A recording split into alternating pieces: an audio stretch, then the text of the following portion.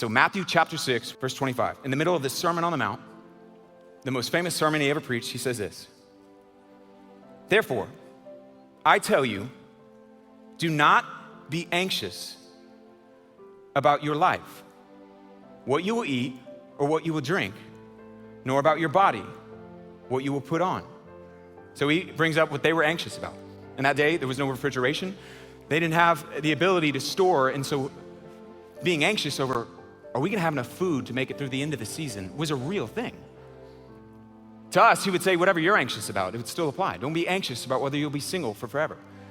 He's inviting us to a life where you are not marked by dwelling on fearful and anxious thoughts. And then he asks a question that I think is so profound. Isn't life more than food? And the body more than clothing?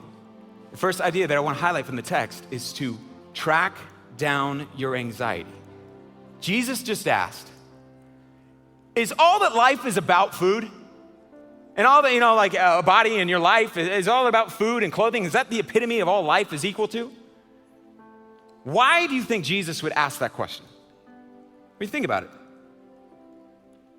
Well, he's God, so we can assume he's not actually asking because he doesn't know the answer.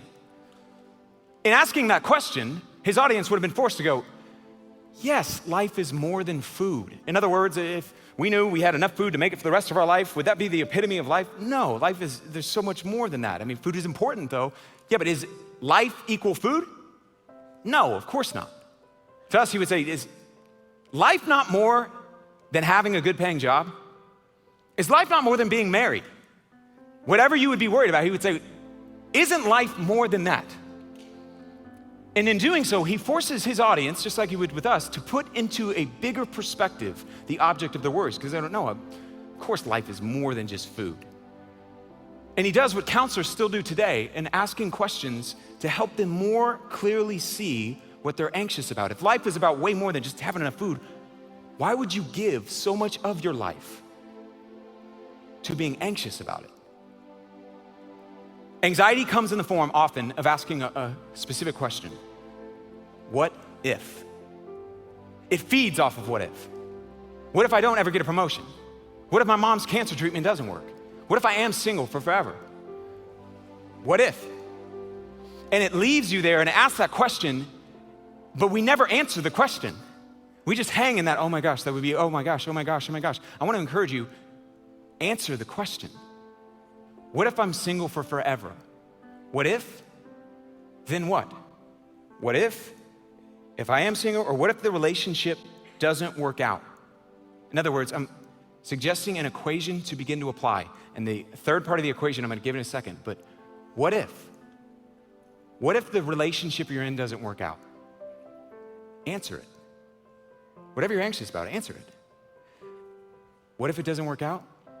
Then I would either marry someone else or maybe not get married. What if you don't get married? Then I would be single for forever. What if the cancer treatment doesn't work? Then my mom may pass away. And that really sucks. And that's true. But anxiety feeds off of ignorance and not being willing to face those fears and look them in the eye and see them for what they are. Because when we do that, we're able to deflate the power by applying what Jesus is about to say next. But the equation is, what if? Then I would. It could be something really small. What if your car breaks down and you can't afford to get it fixed?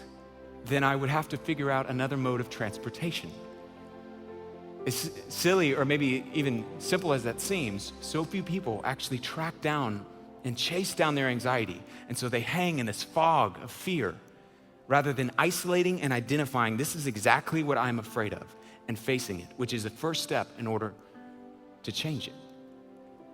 And Jesus brilliantly points out, man, you think life, you know in your heart, you understand life is so much more than that. Trying to deflate the power of their worries. And then Jesus gives us the most important part of that equation. What if? You're gonna answer it.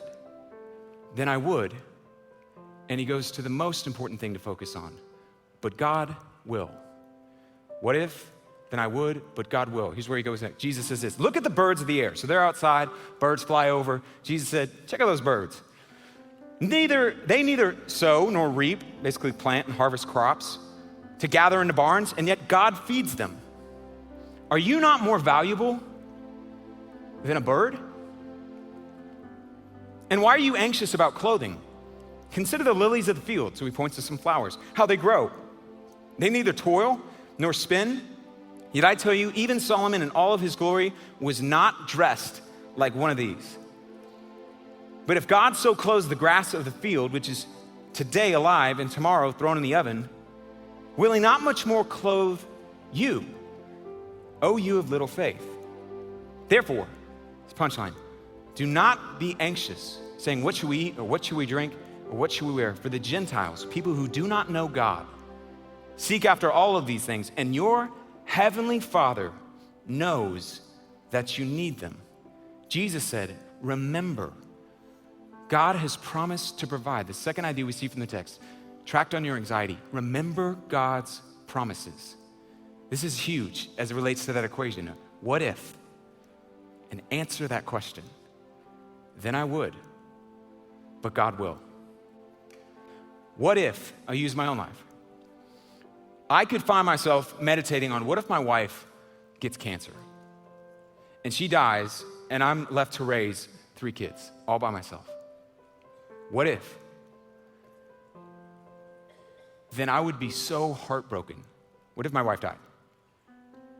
Then I would walk through probably the most painful season I'll ever walk through. Then I would have to figure out raising children and childcare and all of that alone.